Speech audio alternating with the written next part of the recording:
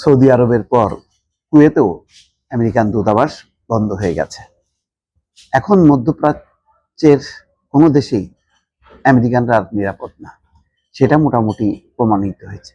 Saudi আরবের বিভিন্ন প্রদেশে যে কনসুলার সেবা ছিল সেটা আনুষ্ঠানিকভাবে বন্ধ ঘোষণা করা হয়েছে এবং আমেরিকানদেরকে নিরাপদ জায়গায় চলে যেতে বলা হয়েছে। একই অবস্থা কুয়েতে ধারণা করা যায় যে সংযুক্ত আরব আমিরাত, কাতার, ওমানে একই পরিণতি ঘটবে। এই অবস্থার মধ্যে ট্রাম্প বলছেন চিরকাল যুদ্ধ চালানোর মতো অস্ত্রের মজুদ আছে, বড় জয়ের জন্য প্রস্তুত। তার মানে এটা যখন নাকি কেউ ভয় পায় তখন ওই যে অন্ধকারে যেমন চিৎকার করে, এখন ট্রাম্প চিৎকার শুরু করছে। বুঝতে পারছে যে ইরান যে এইভাবে ভয়াবহভাবে মধ্যপ্রাচ্যের সমস্ত দেশে একেবারে যুদ্ধ শুরু করে দিবে, এটা কিন্তু তার ধারণার বাইরে ছিল। আবার আমেরিকা কেয়ার স্টারমারের উপর ক্ষুব্ধ, যুক্তরাজ্য যেভাবে দাঁড়ানোর কথা সেভাবে দাঁড়াচ্ছে না, সে কারণে সে ক্ষুব্ধ।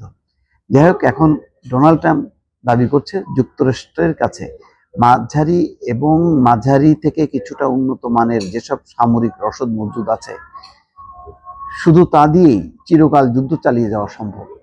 নিজের মালিকানাধীন সামাজিক যোগাযোগ মাধ্যম ট্রুথ সোশ্যালে দেওয়া এক পোস্টে এমন দাবি করেছেন তিনি। ট্রাম্প লিখছেন, আমাদের কাছে এই অস্ত্রের প্রায় অসীম মজুদ আছে।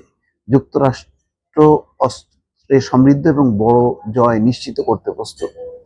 ওয়াশিংটন ডিসিতে স্থানীয় সময় মাঝরাতে ট্রাম্প পোস্টটা দিয়েছেন। দেখেন, মাঝরাতে দিছে, তার মানে ঘুম নাই।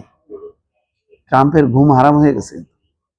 ঘুম হারাম করে সে এটা লিখে মানে শত্রুপক্ষের মনোবলে চিড় ধরাচ্ছে, অর্থাৎ ইরানকে মেসেজ দিচ্ছে যে আমার কাছে কিন্তু প্রচুর অস্ত্র আছে, সুতরাং তুমি পারবা না।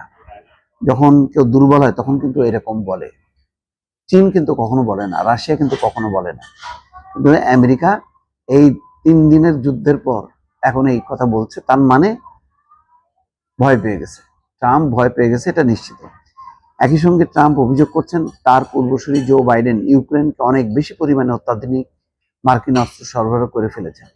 তার মানে অত্যাধুনিক অস্ত্র নেই, কিন্তু মাঝারি মানের এমন অস্ত্র আছে যা চিরকাল যুদ্ধ করা যাবে। চিরকাল বলতে তার কোনো সীমা নেই।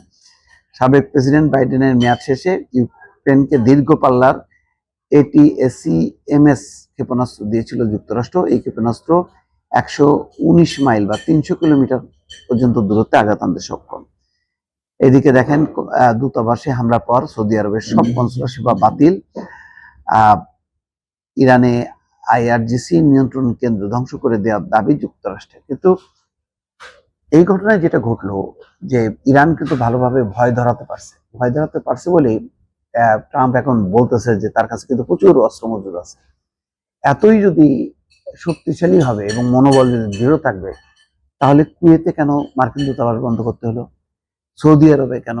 রিয়াদ সহ, যেখানে রিয়াদে হামলা হয়েছে, ড্রোন হামলা হয়েছে, একেবারে খোদ প্রধান তাদের যে দূতাবাস, সেই দূতাবাসে ড্রোন হামলা হয়েছে। অন্যান্য ওইটার জেরে অন্যান্য প্রদেশেও তারা জেদ্দা, মক্কা, অন্যান্য জায়গায় যেখানে যেখানে ছিল সব জায়গায় বন্ধ করে ফেলছে এবং কনসুলার সেবাও বন্ধ করছে। তার মানে এখন যে সৌদিয়ানরা যে সাক্ষাৎকার দেবে, ভিসা নেবে, সেই প্রক্রিয়াটা বন্ধ করে দিচ্ছে। তার মানে কেউ এখন কোনো কাজ করবে না। তো আলটিমেটলি কি হচ্ছে এটা বোঝার জন্য নিশ্চয়ই আরো একটা দিন অপেক্ষা করতে হবে।